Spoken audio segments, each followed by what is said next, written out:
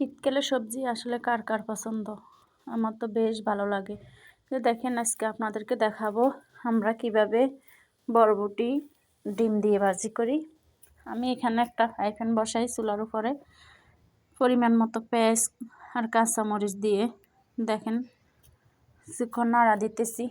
এগুলা বাদামি কালার হওয়া পর্যন্ত অপেক্ষা করতেছি আর কি। এরপর দেখেন আমি এখানে রসুন বাটা দিলাম। আমরা মূলত লক্ষ্মীপুরের মানুষ বেশিরভাগই রসুন বাটা তরকারির সাথে ব্যবহার করে। যে রসুন বাটা দিলাম পরিমাণ মতো, ওইটা দিয়ে কিছুক্ষণ নেড়ে নিব আর কি। এরপর আমি এখানে বরবটিগুলো যে স্লাইস করে আগে কেটে রাখলাম, আলু বরবটি ওইগুলো দিয়ে দিলাম। ওইগুলো দেওয়ার পর আমি এখানে কিছুক্ষণ নাড়া দিব। দেখেন নিচের মশলাগুলো যাতে পুড়ে না যায়, ওই কারণে আমি এখানে কোনো পানি ব্যবহার করব না। এরপর আমি এখানে পরিমাণ মতো হলুদের গুঁড়া আর লবণ, এর বেশি কিছু দিব না। এই সবজির জন্য এটাই যথেষ্ট।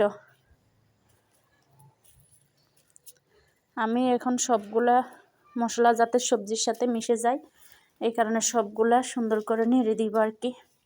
যাই হোক, আমি এখানে কোনো পানি অ্যাড করব না। চুলার আগুনটা মিডিয়াম লোতে আছে।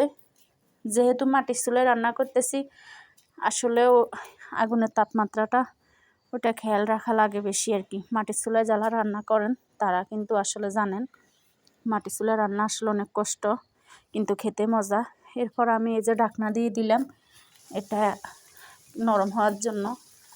এর 5 মিনিট পরে দেখেন এগুলা কিন্তু প্রায় অনেকাংশে সিদ্ধ হয়ে গেছে। যেহেতু আমি আলুগুলো একটু পাতলা করে নিলাম, বরবটিগুলো ছোটো ছোটো করে নিলাম, আর এই বরবটিগুলো কিন্তু তাড়াতাড়ি সিদ্ধ হয়। আমি কিছু নেড়ে ছেড়ে দিয়ে এরপর আবার ঢাকনা দিয়ে দিলাম। ঢাকনা দিয়ে আমি কিছুক্ষণ আবার জাল দেওয়ার পরে যে দেখেন এখন প্রায় পুরোপুরি আমার সবজিগুলো সিদ্ধ হয়ে গেছে। এরপর আমি নেড়ে দিলাম, নিচে দিয়ে লেগে গেছে এখানে, কিন্তু না লাগে নাই, খুব সুন্দরভাবে সিদ্ধ হয়ে গেছে আমার সবজিগুলা। এই যে আমি এখানে একটা দেখলাম আর কি, দেখেন এই সবজিটা আসলে খেতে অনেক মজা। আপনারা নিজেরা বাসায় ট্রাই করে দেখতে পারেন। এর পরবর্তী পর্যায়ে আমি কিছু টমেটো কুচি দিলাম এখানে। টমেটো কুচিটা মূলত সবজির সাথে ভালোই লাগে, আর টমেটো কুচিটা আগে দিলে কিন্তু আমার কাছে কেন জানি মনে হয় যে গলে যায়, পুরো ভালো লাগে না। একটু হালকা গোটা গোটা থাকবে, একটু নরম থাকবে, ওরকম টমেটো কুচি আসলে ভালো লাগে। এরপর আমি এই যে মিডিয়াম হিটে আবার কিছুক্ষণ ঢাকনা দিয়ে দিলাম। এরপরে যে দেখেন আমি আবার নেড়ে ছেড়ে দিতেছি। আসলে মাটির চুলার আগুন নিয়ে কথা, তো লেগে যাওয়ার সম্ভাবনা থাকে, কিন্তু না, এখানে একটুও লেগে নাই। এরপর আমি এখানে একটা হাঁসের ডিম দিয়ে দিলাম। দেখেন এই ডিমটা এখন আমি পুরো সবজির সাথে মিশিয়ে নিব। যে মিশিয়ে নেওয়া আমার প্রায় হয়ে গেছে আর কি। এটা দিয়ে আমি বেশিক্ষণ রাখবো না চুলার উপরে ভাবে, আর 2-1 মিনিট নেড়ে দেওয়ার পর আমি এই যে চুলার উপর রাখবো 2-1 মিনিট। সবজিটা আমার পুরোপুরি সবজিটা প্রায় রান্না শেষ। আসলে এই যে বয়স দেওয়ার সময় এখানে একটা পাখি আমাদের এখানে গাছ ডাক দিতেছে, আপনারা ওটা ইগনোর করবেন।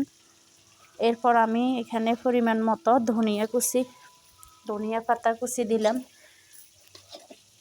ফ্লেভারের জন্য। এরপর আমি কিছুক্ষণ নেড়ে এটা নামিয়ে নিব। আমার রান্নাটা পুরোপুরি শেষ। যে দেখেন সবজিটা কিন্তু খেতে মাশাআল্লাহ ভালো হয়েছে। ভালো লাগলে আপনারাও ট্রাই করবেন।